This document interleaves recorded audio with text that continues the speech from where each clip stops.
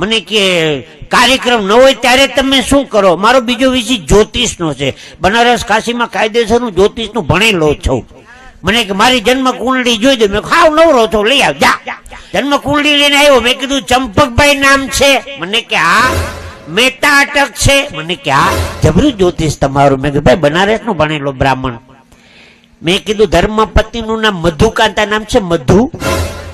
મારી વાલી મધુ શું છે આ બધું? આખો દી તને લવ કરું કે 10 વીઘાના ઘઉં કરું? મને કે મધુ જ નામ છે. મેં કીધું સંતાનમાં 2 દીકરી ને 2 દીકરા? મને કે હા. મોટી 2 દીકરી, નાના 2 દીકરા. એ ખબર પડી ગઈ. મેં કીધું બનારસ નો ભણેલો બ્રાહ્મણ. મેં કીધું દીકરીનું નામ નૂતન અને વર્ષા? મને કે હા. દીકરાના અભિ અને નંદન? નૂતન વર્ષાભિનંદન? મને કે હા. એ ખબર પડી ગઈ. મેં કીધું બનારસ નો ભણેલો બ્રાહ્મણ.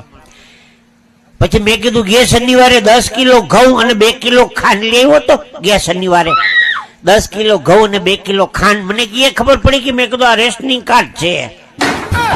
હવે આવતી જન્મ કુંડળી લેતો આવજે ગગા. હવે એમાં તો બધું લખ્યું જ હોય.